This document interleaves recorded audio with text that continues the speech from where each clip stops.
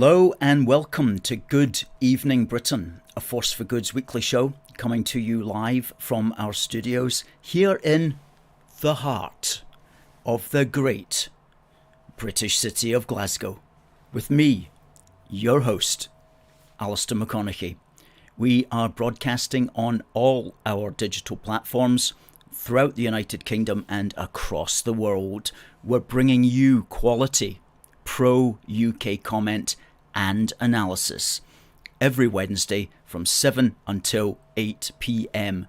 on YouTube, on Facebook, on Twitter, and on TikTok. Folks, please send in your greetings. Please tell us where you're watching from, and please send us your questions and comments. We love to hear from you and we love to read them out, because this is the show where we're British, we love the United Kingdom, and we want to stay together. And if that's you, please keep watching, and if that's not you, please keep watching anyway, because you might learn something. Folks, we are teleprompter free on this great British evening. As always, please do send in your comments. Nice to see people coming in there on TikTok as well, and we do love our TikTok army of friends, acquaintances and colleagues who've always got something to say on TikTok. This is the show, folks, where we're British, we love the United Kingdom, and we want to stay together, if you didn't hear that on TikTok. So please do let yourself be heard and we will read you out. Now, if you're watching on YouTube, please do smash that thumbs up button. Please do give us a share if you're watching, and on Facebook, smash the like and also give us a share. And on Twitter, please give us a repost, and let's get this message far and wide and heard, because goodness knows the pro-UK voice must be heard amid all the chaos and noise. We cut through to the essential facts, the things that need to be heard to keep our fantastic country on the road. Now, after that, welcome, let me say welcome to some of our viewers tonight. And firstly, I just want to say thank you to Derek, who has given us a £10 super chat. Now, if you're watching on YouTube, you see the little super chat icon just beneath the picture. That's the $sign. Please do consider giving us a super chat if the spirit moves you to do that, folks. Thank you to Derek very much, who says, "Good evening, Alistair and AFFG family. I've just seen that Cranky and her husband haven't paid their car licence. No doubt they'll get off scot-free, but at long last, Scotland Yard are now investigating her." Interesting news, Derek. Thank you for that. Debbie says, "Good evening, everyone. Wonder who reported the lying Nippy to the cops. Could be Sean Clarkin again."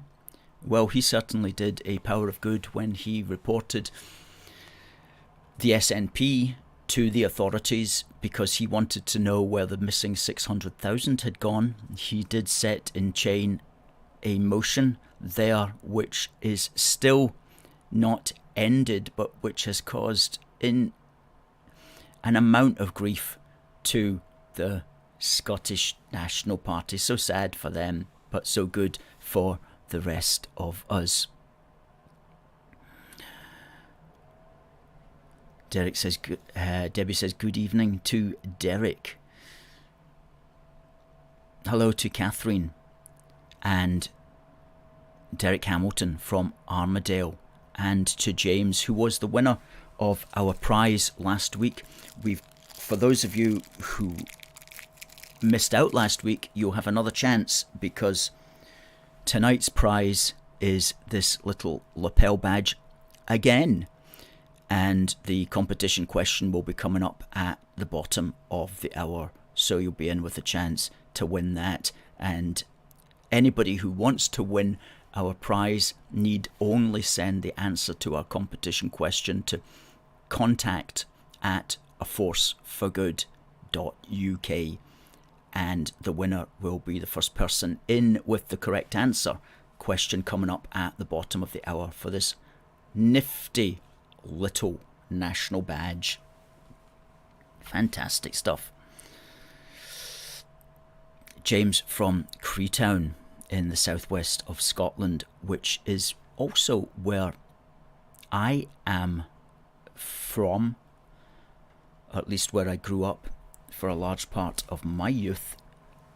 Not too far from Creetown, although still a considerable way in the car, in the great town of Castle Douglas.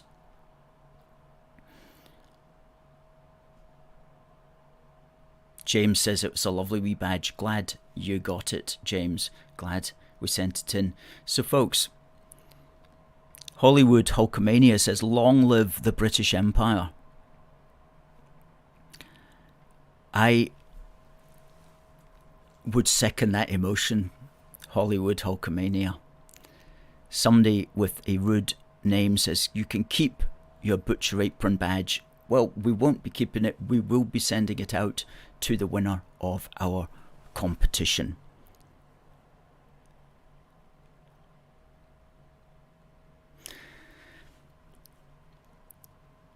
Somebody on TikTok says the empire is finished. Well, largely, however, there still are the Commonwealth realms, which are the areas where the king is still the king. There are the British Overseas Territories, 14 of them, which are different from the Commonwealth realms, and we're still holding on as a potential force for good in the world. But Hollywood Hulkamania says it seems now that NATO is our empire. That's an interesting point, and that actually brings me in quite nicely to a point of view which I was reading today about the potential of the United Kingdom rejoining the European Union. And it was an article which I have here by a commentator called Ambrose Evans Pritchard. And he was saying, and I don't actually follow or agree with this, but he was saying that if Trump were to win the election in November in America, then he would pull out of supporting NATO. I don't think that's likely at all, although I know that he makes these mischievous comments now and again that he's going to. I think he just does that in order to try to get the European countries to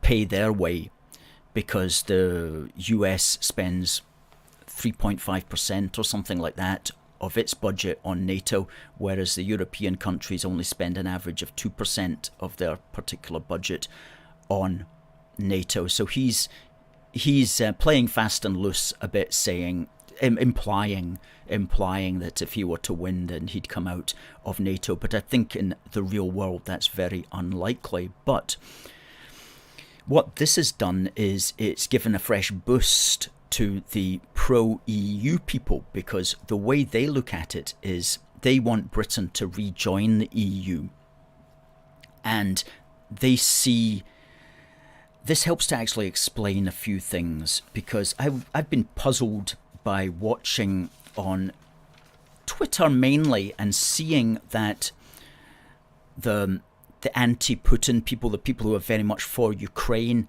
are also for rejoining the European Union.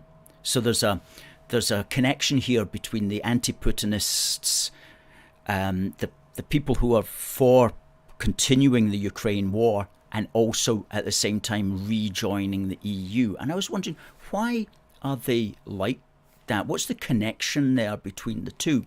And basically, by pushing the idea that Europe is threatened by Putin, what they're hoping is that the British will rejoin the EU in some sort of emboldened European Union. And it was explained here by Evans Pritchard. He says,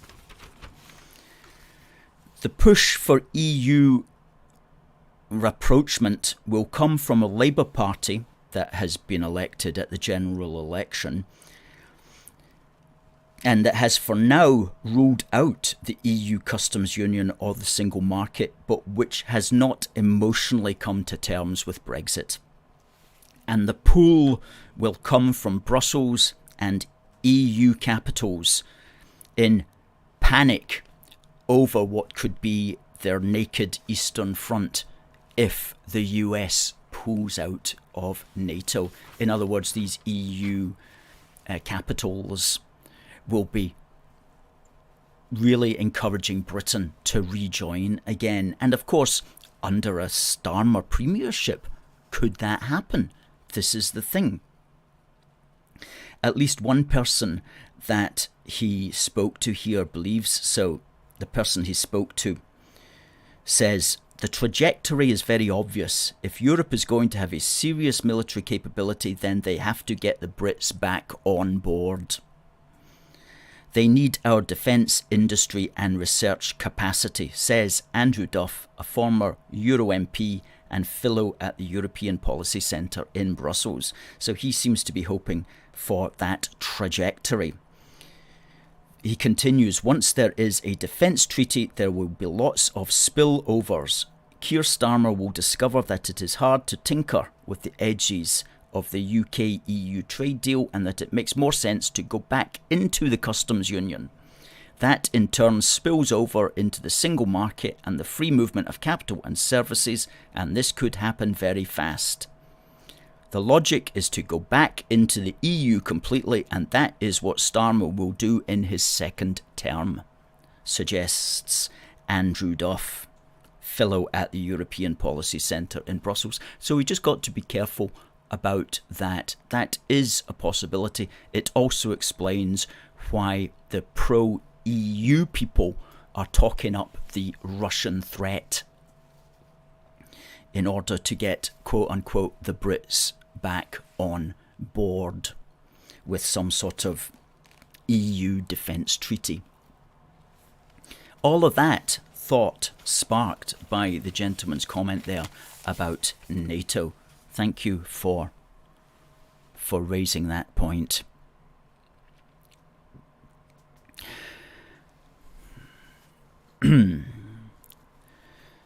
Good. Hello to Alan and to Gypsy Geek Freak. James says, if the UK rejoined the EU, the Scottish nationalists would have to find another grievance. Oh, they would find another grievance. That's for sure. That is for sure. They're never short of a grievance, to paraphrase Samuel Johnston.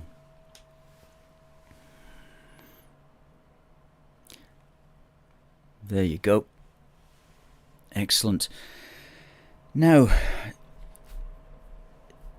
talking about the European Union, I was having a wee conversation with somebody earlier today, and they were just noticing the lack of dentists in the country, at least dentists that will practice on the NHS. This was never a problem in the 1970s, never a problem in the 1980s. Everybody was an NHS dentist. My father was an NHS dentist and provided NHS dentistry, not private dentistry, all his working life. And he was always able to see emergencies immediately. And you never had to wait for more than 10 days, maybe 14 days at the very, very most. But he used to say that if he was booked up a week in advance, that's all that he was asking for. And that was, he was the only one of two dentists at the time in the town that we lived in. Now, I tried to get an appointment for a filling that I need done last week, and I was told basically that the dental practice that I applied at, they said we're not taking any NHS, any new people on the NHS anymore. So if you wanted to get it done, it would have to be private, which of course is a completely new dimension. We've never had that before. Speaking to this person, their little boy had a problem with his tooth, and it was put off, and the dental practice couldn't book him in for weeks in advance, and eventually the mother insisted that it was an emergency, went in to the dentist had a look at it and said he might have to lose the tooth. So this is the ridiculous situation that's occurring. That's real life consequences. Okay, we can talk on paper about the numbers of people coming into the country, this, that, and the next thing, but this is real life consequences. Okay, and I have no doubt that the reason, certainly in Scotland, certainly in the big cities in Glasgow and so on, that there's no NHS dentists available is simply because of the sheer numbers of people now seeking appointments, that the NHS is overwhelmed by it.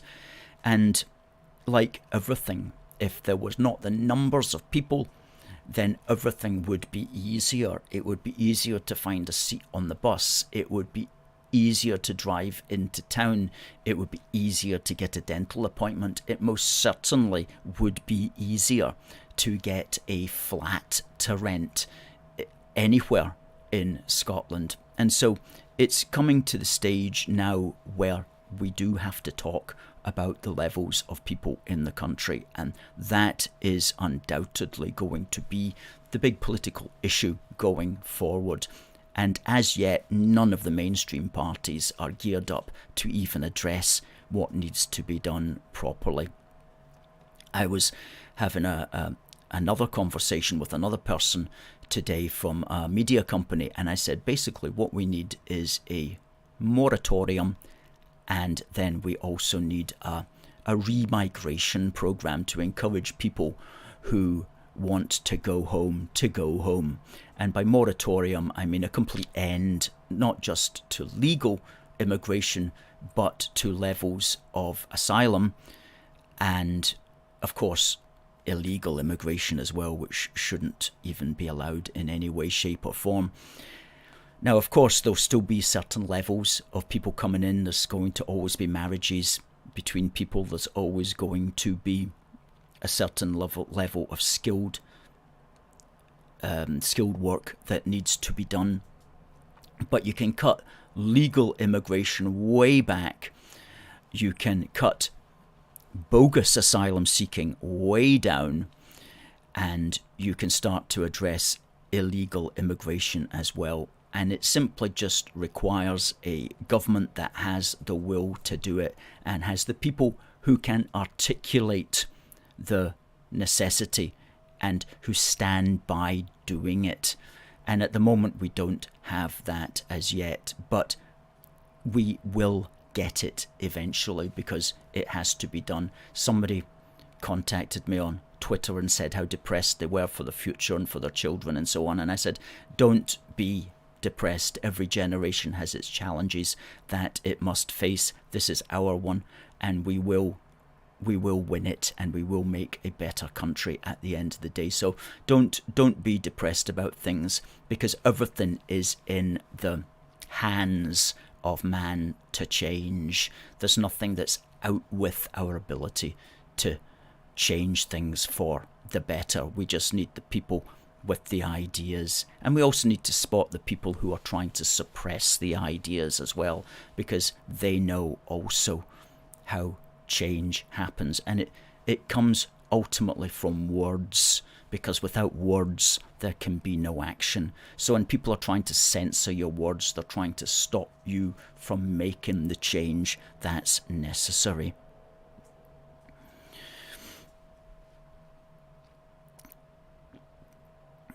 Alan says the SNP in the Commons, the House of Commons, are raging at the Speaker. I haven't been keeping up to date with what's happening in the House of Commons today.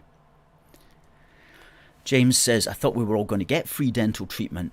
Well, that's a good point, isn't it? That's when the SNP's aspirations come into conflict with their actions. and when the SNP insists on increasing the population of Scotland willy-nilly, and imagines at the same time that it can provide all those free things to all the people, then that's when they realise that they can't.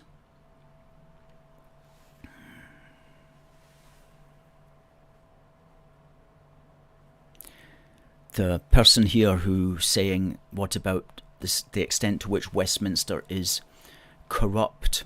Well, there are elements of Westminster, of course, which very much fall short. And when it does, we need to change these things, and we need to set our aspirations a lot higher. But there is concern about the extent to which politicians are in the pockets of various vested financial interests. I think everybody shares those concerns. That doesn't mean, though, that we want to break up the United Kingdom and set the people of the United Kingdom against each other. It doesn't mean that we want to break up our country. It means that we need to root out the corruption and aim for something better in our one big country, which is the name of our book here. One Big Country, a big book for the Union, Volume 1, the first of 5 that are projected. And you can find this book by going on to Amazon and simply searching for One Big Country. And it is the book to have. Very easily read, can read it in 2 or 3 hours, and it really gets to the heart of the matter. Great book, great book. Every home should have one.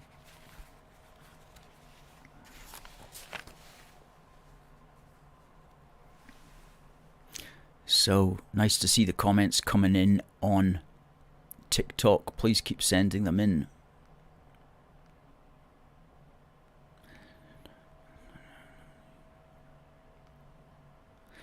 Well, what is it about the energy bills? Somebody said some people can't afford their energy bills. Well, there are big issues there with the energy bills, one of which, of course, is the SNP and its unwillingness to create cheap energy. Scotland sits on coal. Scotland sits on natural gas. It would be very easy to frack the gas. It would be very easy to have our own coal for British industry to the extent that we still need that.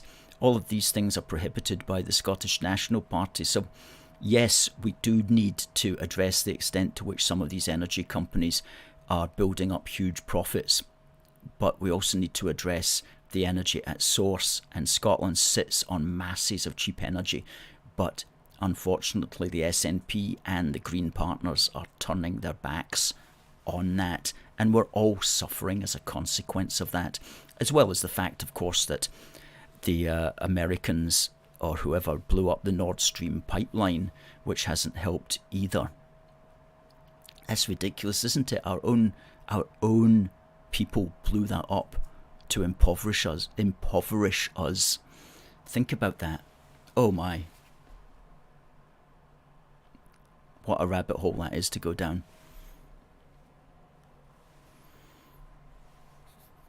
Who privatised energy? Asked somebody on TikTok. I'm not entirely sure. That was done over a long time. Probably both Tories and Labour are to blame for that.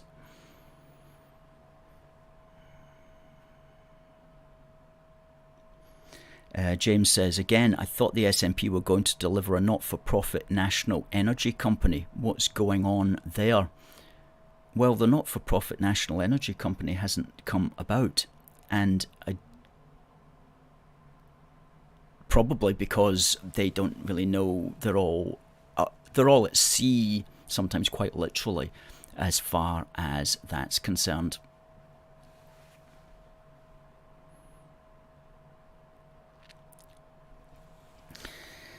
Hey, well, talking about government policies, we are very likely to get a Labour government in after the general election this year. And Alan Cochrane made a good point here.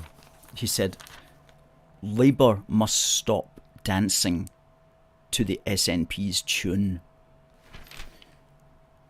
Telegraph of the 5th of November 24. Sorry, 5th of February 2024.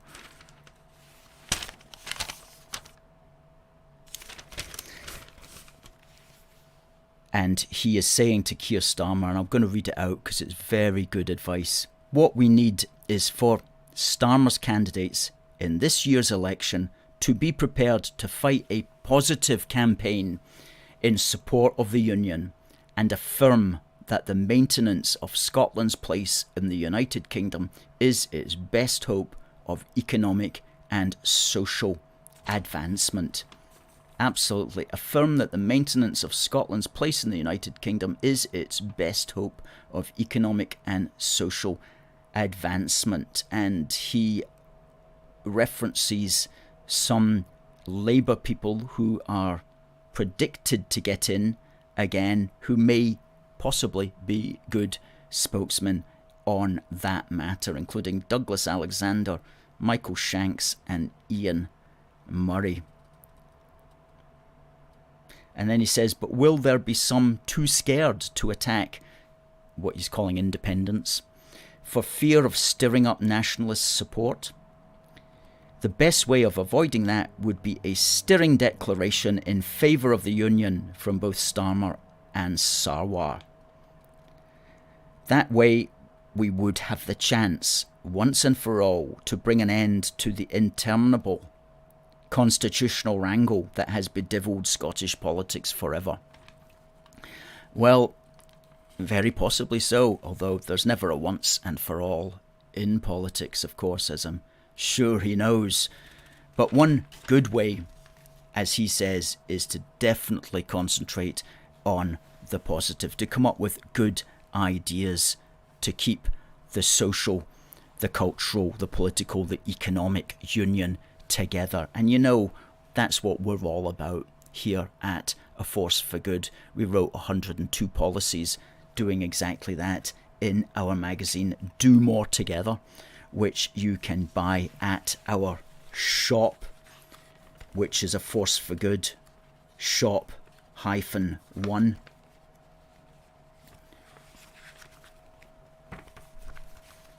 Union Heart, Do More Together. You'll get that at our shop. That needs to land on every MP's desk in an ideal world. Something that really needs to land on Starmer's desk, and we need to get round to doing that. You know, we're going to do that. Starmer and Sarwar, they need to read this book. They absolutely need to read One Big Country. We even have a chapter, 3 easy win policies for the Union. Something that can immediately be done by any government coming into Westminster,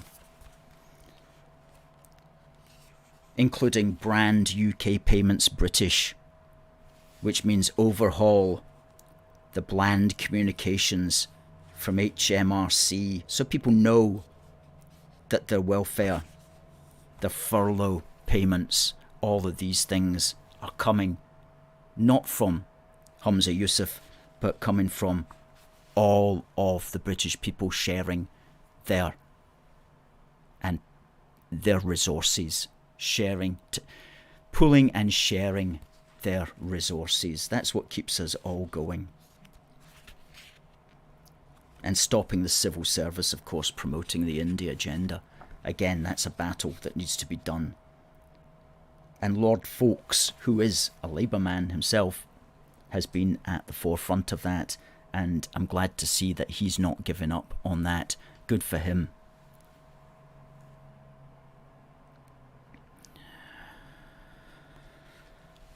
Okay, folks, send in your comments.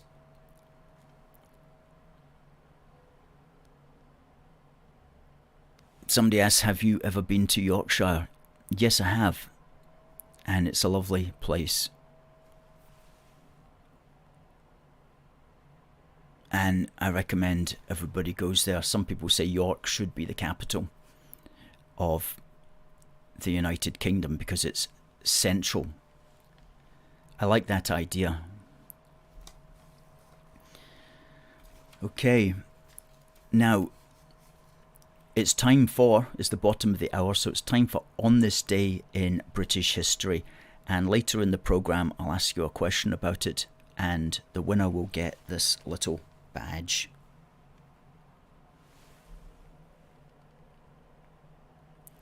So on this day in British history, a Great Britain was born.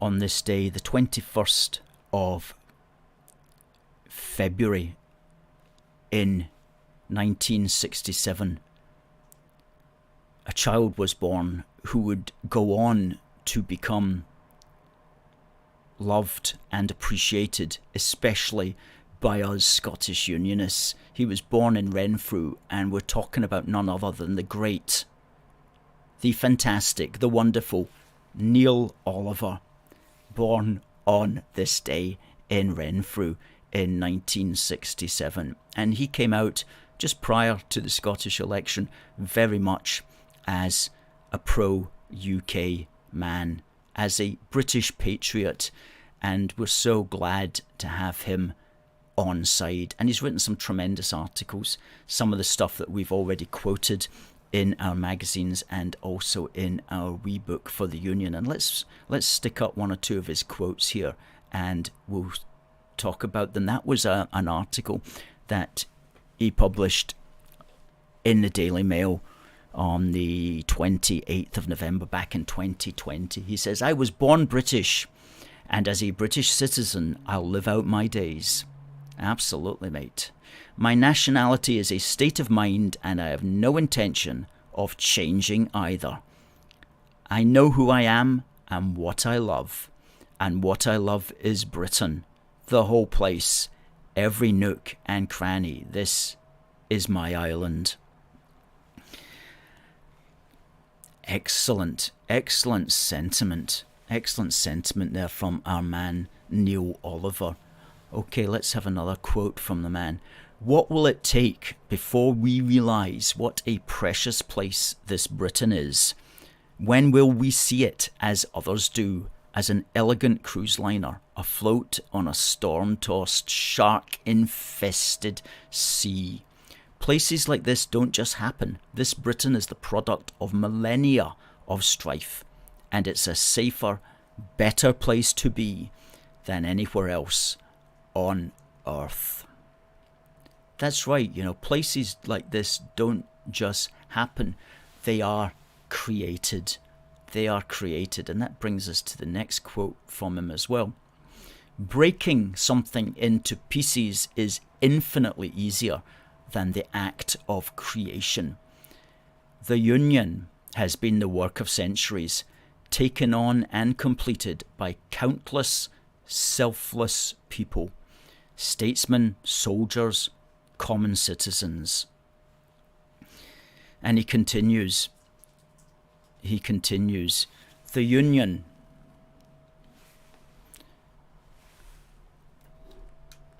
is a dream shared by a people and kept real only by their imagination and conviction. If we neglect to maintain it, the temple will fall." Okay. If we neglect to maintain it, the temple will fall. We quoted that in our little book, and he went on to say that all of it will be destroyed, and so the work of centuries will be undone. And that was his article on the 1st of May, Union Day, British Union Day, 2016, in the Sunday Times, Scotland. Wise words, because countries don't just exist by virtue of existing. They are created things, and they can be destroyed. And people can destroy them, sometimes deliberately, or sometimes by simply not looking out for it. But we can't ever imagine that the country that we love is always going to be there. It might not be there. It can be destroyed. And sometimes people want to destroy it. And we've got to be careful about that. We've got to be wise to that and see those things. Like America's being destroyed right now. Is being destroyed deliberately by the people who have got into positions of cabinet in Joe Biden's government. Because I don't know if everybody knows this, but in America, the cabinet is appointed. In Britain, Rishi Sunak, or whoever is the Prime Minister, appoints his or her cabinet from the ranks of the elected MPs. In America, the president, as if he were a king, simply appoints the cabinet. And the cabinet can be made up of anybody who is a political activist. And right now they appointed somebody called Alexander Mayorkas, who's not even an American. He's an immigrant from Cuba. And they elected him to be the Secretary for Homeland Defense. And he's just decided to open the borders and destroy America, to bring in people who will simply vote out in time will replace the American core which has hitherto existed. So that's ongoing, and there's people who want to do the same thing to the United Kingdom, and let's be wise to that, is all I can say on that matter. Nelson says, Neil Oliver is a top lad, isn't he just, Nelson? Oh, British Legends, forgot about us at 9, but good mate, you're here in time, and you can watch the rest of the programme on YouTube. All our programmes remain up on YouTube if you ever want to check them. And also they're copied over to odyssey.com as well. So we've got a full backup on Odyssey. Catherine says, Neil Oliver is a British legend. And Derek says, well said, Neil Oliver.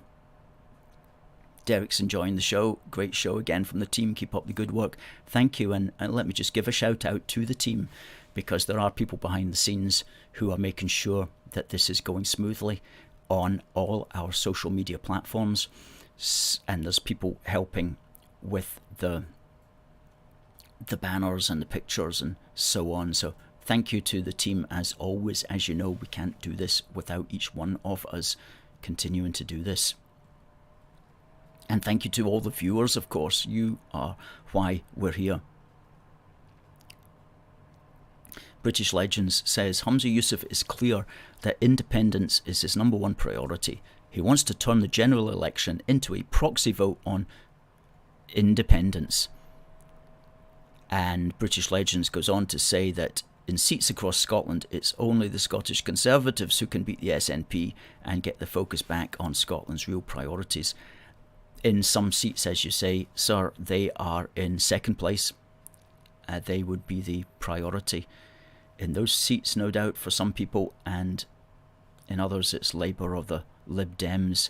And I should say, we're not supporting as a party, we're not as an organisation, we're not supporting any party, but we're definitely not supporting the SNP and Greens. Because the thing is, us Unionists are a mixed bunch from all political walks of life.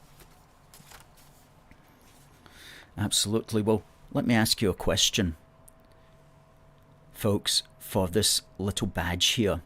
Now, if you've not done this before, all you need to do is send your answer to contact@aforceforgood.uk. That's our email there. Send your answer to contact@aforceforgood.uk. And the question is,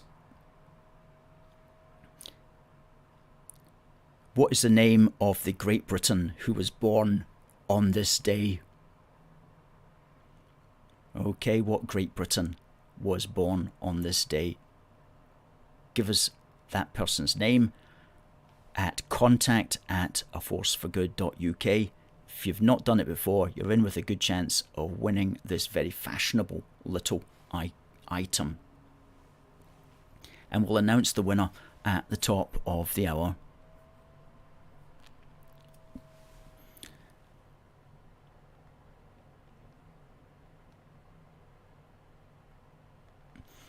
Shankill Loyalist says, I'm Scottish but I live in Northern Ireland. I'm a Unionist, always will be. Well, good to hear. Good to hear that, sir. I hope you're enjoying things over there in Northern Ireland. But you got a tough battle over there, not what with all this nonsense about the Irish sea border and the disgrace, in fact, of that. That should never have ever happened. British Legend says, well, thank you, British Legend says, Alistair, true British legend. Keep up the good work. I love A Force for Good. Thank you. Thank you.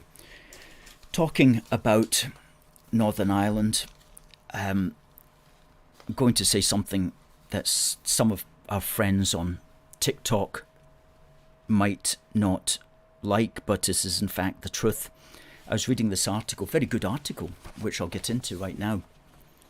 The church must not turn a blind eye to the impact of mass migration on Britain. And when I saw the title, I thought, oh, is this going to be some sort of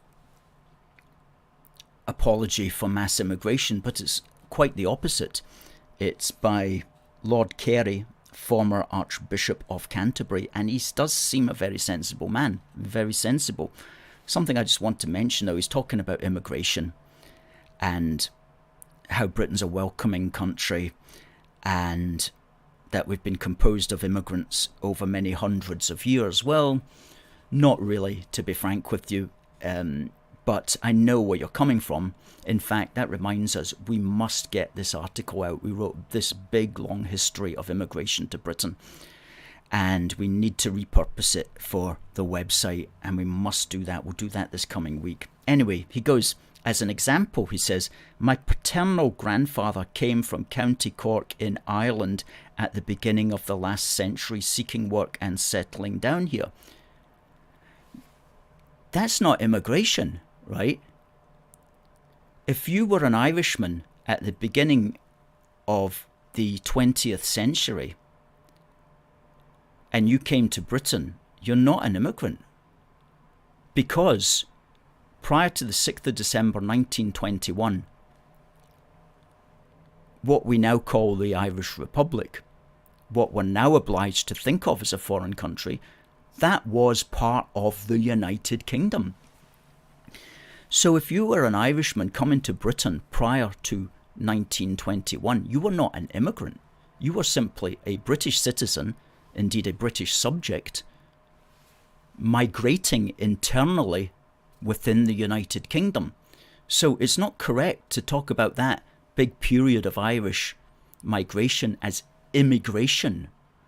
That's not immigration, that was just internal migration within the British Isles. And this article by Liam Halligan, Immigration, Not Economy is Key to Election Success, published around the same time. In fact, on the same day. That's interesting, on the same day. And he says, coming from immigrant stock myself, etc., etc.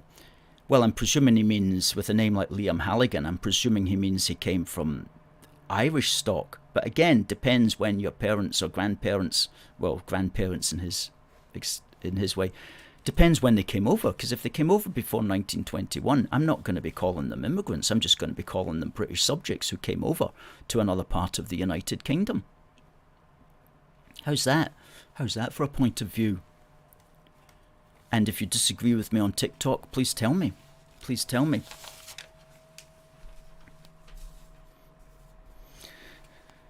So, politically what that means is that when politicians today go, oh, we've always had immigration, look at all the Irish who came. No, that's not immigration.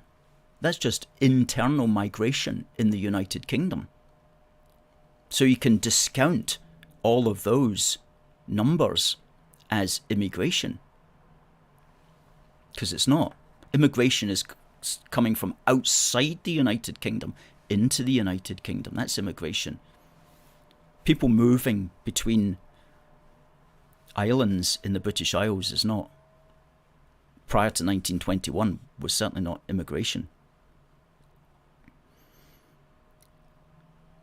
So, but other than that, everything else that Mr. Carey, Archbishop Carey, says is absolutely correct. And he says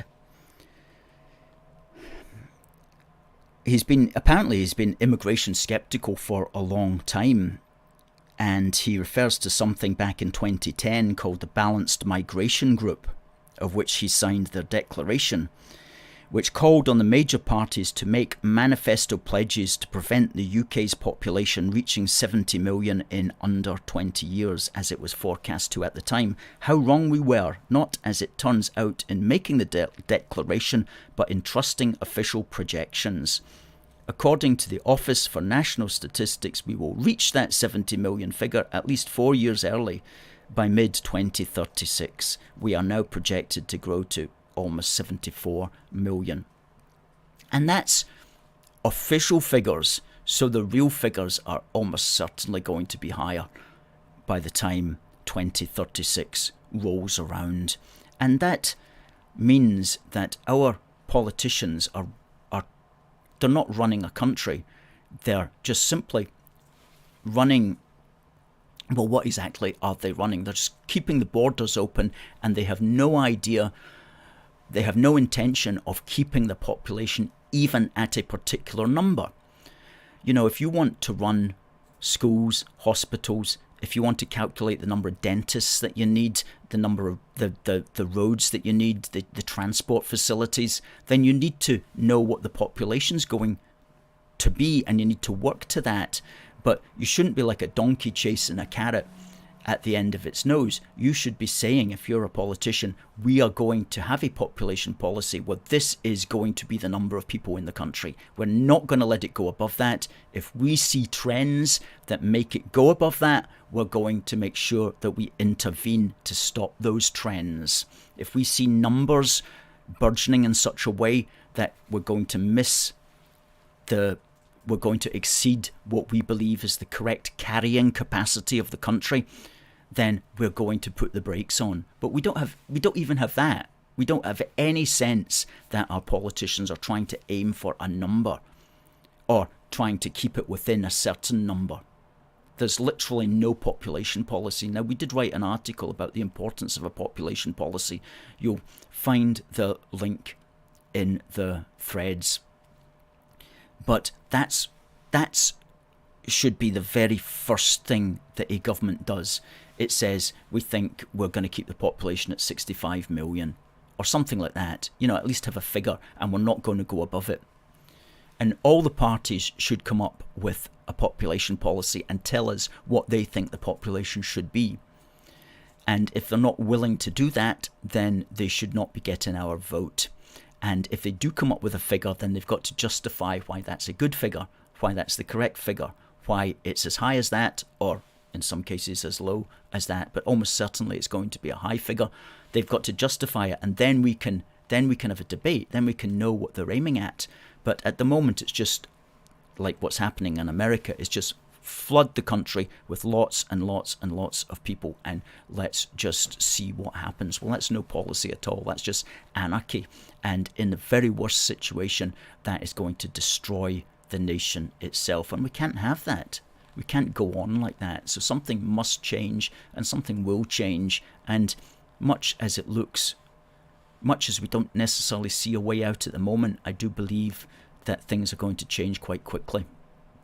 So we keep optimistic in that sense.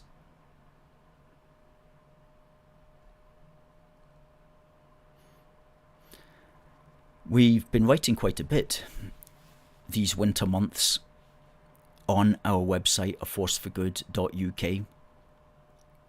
We put out an email update last night, wherein we listed the 6 articles, 6 articles which have gone up in the last 3 weeks, including our speech, the Britishness of Scotland, which we gave to a group here in Glasgow 3 weeks ago. We're putting out all the history articles.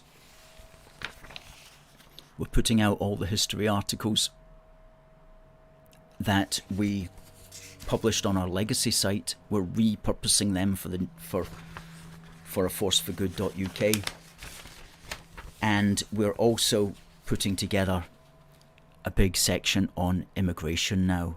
We've written a lot about this in the past, none of which has ever been published on a forceforgood.uk or our legacy site. We're going to revisit all the stuff that we did back between 1999 and 2009, where we wrote heavily on this matter, and we'll repurpose all that material, bring it up to date, and make sure it gets out there at a forceforgood.uk.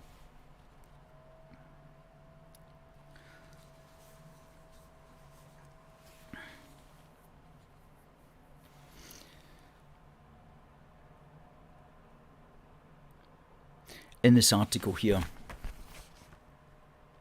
the church must not turn a blind eye to the impact of mass migration on Britain. Archbishop Carey says, "So my concern and attention is also for those affected by a severe lack of housing and services," just what we were talking about earlier in the show. "A situation which is reaching breaking point in poorer areas." Absolutely, and I know that for a fact. "The elites are well protected, but Britain's poorest have a different experience. An experiment in mass immigration has been foisted upon them without their consent, changing their lives and their communities." And that's really strong words from the former Archbishop there, and I'm glad that he said that. He's speaking about the current Archbishop, and he says that he agrees with him that the UK government should lead international talks aimed at reframing our international obligations on refugees. Absolutely. Because that's also a big area. There's so many people coming in claiming to be persecuted when they're not actually persecuted. They're simply economic migrants, and there's ways to deal with that as well, and the time is now to deal with that. And basically you deal with it by making it very awkward for those who are economic migrants to actually be able to find any economic value in the United Kingdom.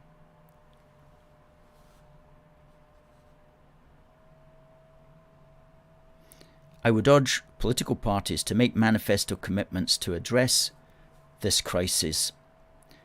These should include measures to bring down numbers, but also ensure democratic consent and accountability." By which he means, quote, "Our politicians and church leaders should do much more to listen to the voices of those struggling communities which feel alienated and marginalised by unprecedented rates of immigration. And those seeking asylum should only be given that honour on the strict understanding that they must leave behind the political and moral structures of their former societies that are incompatible with the open democratic values of their new homes." Well, all of that is just common sense, really. But as we know, common sense isn't all that common these days.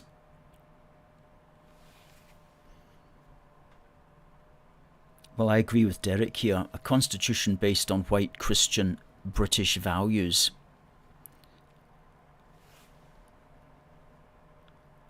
Well, the Christian value thing is absolutely kind of forgotten about now, isn't it? But really, that's at the key of the British identity. You know, modern Britain has been built upon those Christian values, and that's forgotten about now because of the secularization of society, but it still remains the fact. And we should have more courage to stand up for that against the non-Christian religions, all of them, who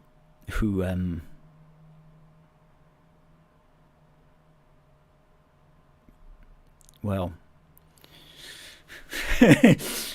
yeah, we should be standing strongly for the Christian religion and put it first, and other religions can be here and can practice, but they have to understand that it's the Christian values that come first. But all of that's been pushed to the wayside, and it's part of the reason why the country's in the state that it is, of course. And all sorts of bizarre things are happening today which would never have been tolerated in a strongly Christian country.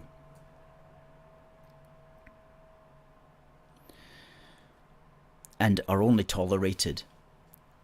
And somebody was talking about how, you know, all this nonsense about males, you know, breastfeeding and just sick, perverted stuff, which is just paedophilia, basically, being tolerated. And that's because we don't live in a strong Christian society anymore. And in the old days, that would simply not have been tolerated, and it would have been punished. And when you lose that, then anything goes, and that's one of the problems that we're in the state that we're in. And it's okay to talk about politics and so on, but at the end of the day, it's like, what's the value system that you're building your politics upon? And if you don't have a value system to build your politics upon, then is your politics even worth anything, and will it ever prosper? I must do more about that. I must write more about that, because that's becoming clearer to me as the world seems to fall apart these days. Now, I wonder if we have a winner for our competition. We'll tell you in a minute if we do.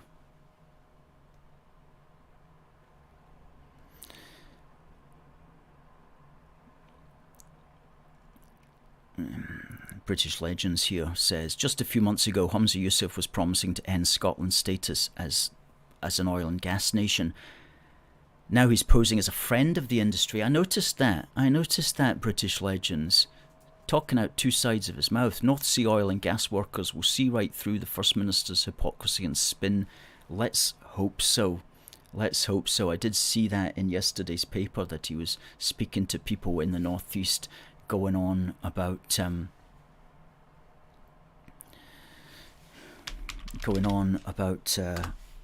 defending the industry. That's the industry that he wants to close down. What's he talking about? Yes, let's hope they can see through it.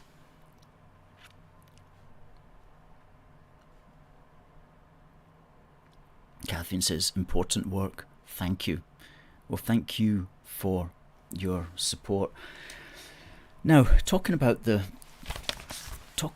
book, if you bought this book, please can you, if you want, leave a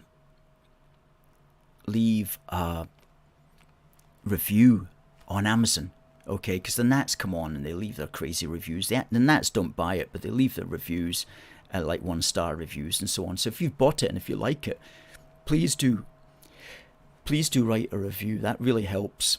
And if you think that there's politicians who need to see it, please buy a copy as well and send it to them, because it's often much more persuasive if it comes from you, the reader, rather than from us, the writer.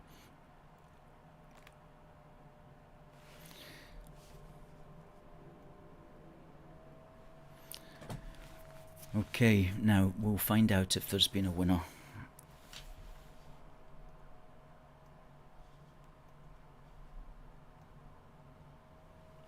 Now let's look here.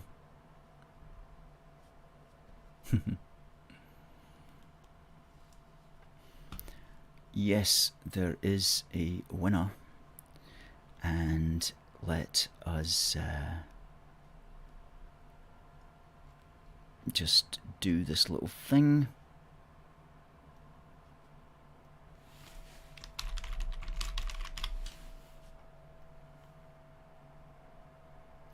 And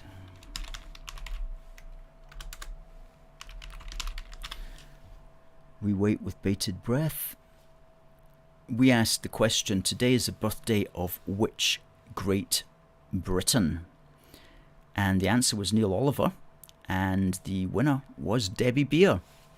Congratulations, Debbie. This will be winging its way to you tomorrow. That'll look great on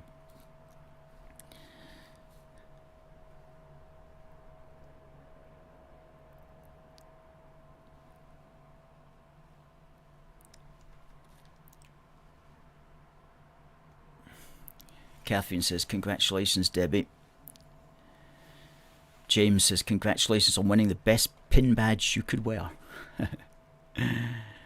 British Legend says, excellent, well done. Derek says, congratulations, Debbie. And Debbie says, awesome. It is awesome. Absolutely. Good. Folks, we're at the top of the hour. We're not going to be broadcasting next Wednesday. The reason for that is we have to take a week off to write issue 10 of our magazine Union Heart, which is going to be Busting Indie Myths Volume 2. And I think we'll call it More Myths Busted, or Indie Myths Busted, I think is what we'll call it. Indie Myths Busted. Volume 3 can be More Myths Busted. Anyway, we got to write that, and that requires a lot of intellectual effort. And so we need to do that next Wednesday and Thursday and Friday and so on. So that's what we'll be concentrating on next week. So we won't be able to broadcast next week, but please keep watching our channels and keep subscribing, folks. Thanks very much for all your help. So at the top of the hour, I just want to say thank you to everybody who's contributed tonight. God bless the United Kingdom, and God save the King. See you next time.